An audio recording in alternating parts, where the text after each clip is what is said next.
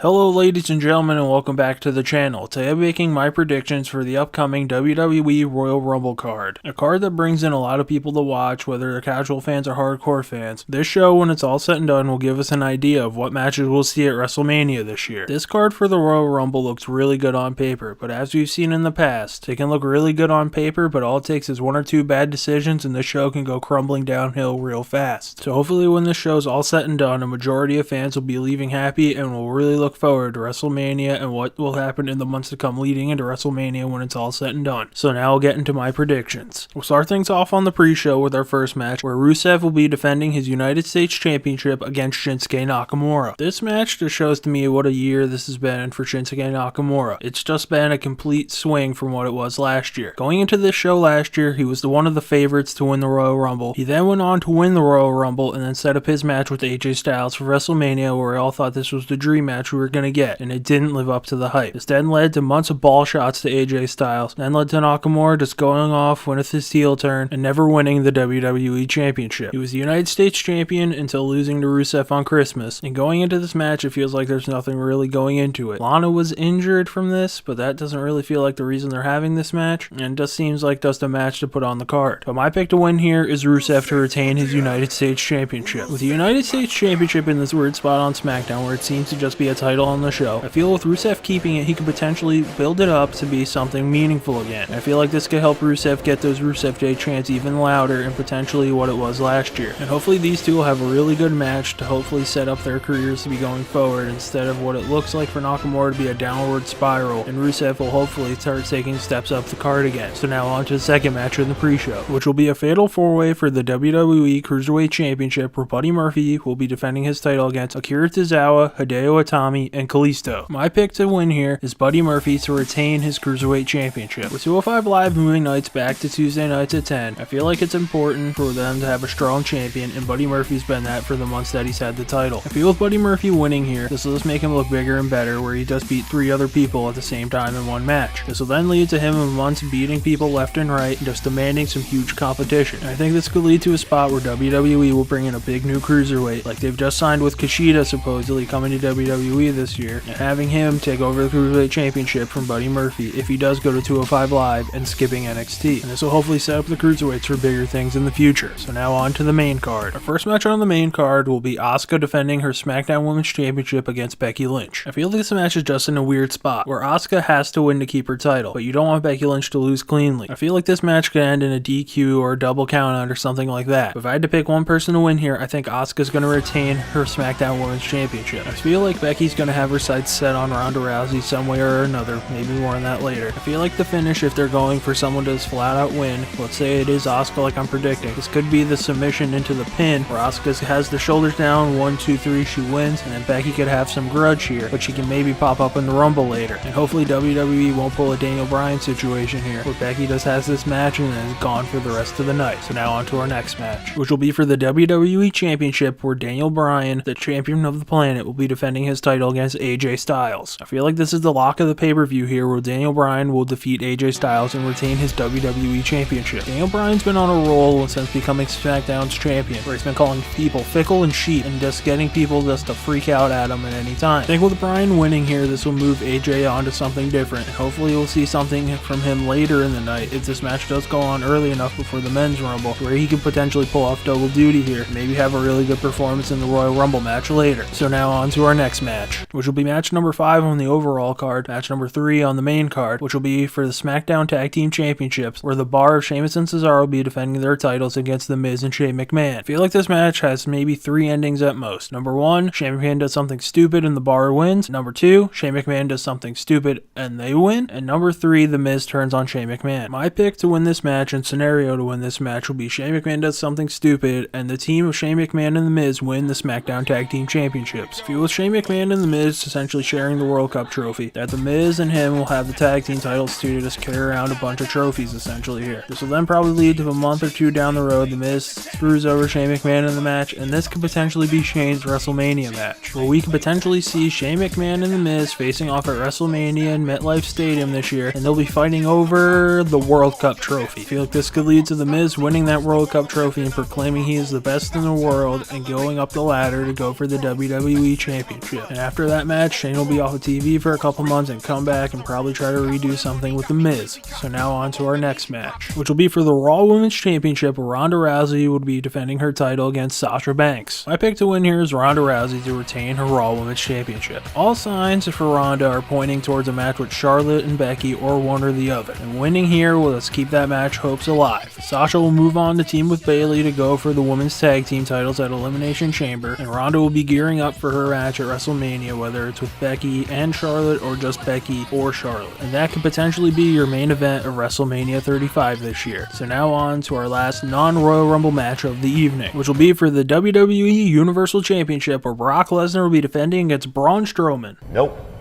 Brock Lesnar will be defending against Finn Balor. I feel going into this match with Finn Balor versus Brock Lesnar, it's a tale of two matches. If Finn busts out the demon and faces Brock Lesnar, I think Finn's gonna dethrone the Beast and win the Universal Championship. But I think this is gonna be normal Finn Balor against Brock Lesnar. And with normal Finn out there, I think Brock's gonna be retaining his title and moving on down the road, probably till WrestleMania with the Universal Championship. Now, I don't think a loss for Balor here and a really good performance is bad for him. I think this could potentially lead to Finn maybe busting out the demon at WrestleMania, which all of us have wanted to see ever since he got put on the main roster, in a match potentially against The Undertaker. I think Finn versus The Undertaker would be a really great match, with Finn being significantly lighter than any of Undertaker's past opponents that he's had his past couple years at WrestleMania, just like his match with John Cena last year, where it didn't look like Taker to do much. Finn can move around the ring and make this match one of Taker's last great matches that he could potentially have in his career. I think it'd be really cool to see at WrestleMania The Undertaker versus the Demon, and potentially have the Demon and the Dead Man in what really could be Taker's last match, which I think we have all been saying for about 10 years now. So hopefully Finn can get something good out of this Brock Lesnar go-around. So now on to our two Royal Rumble matches. Our first one will be the men's Royal Rumble match. Currently, at the time of this recording, there have been 20 men announced for the Royal Rumble match, and they are R-Truth, Drew McIntyre, Big E, Kofi Kingston, Xavier Woods, Seth Rollins, Jeff Hardy, Dean Ambrose, Bobby Lashley, Samoa Joe, Elias, Baron Corbin, Jinder Mahal, Apollo Crews, Andrade,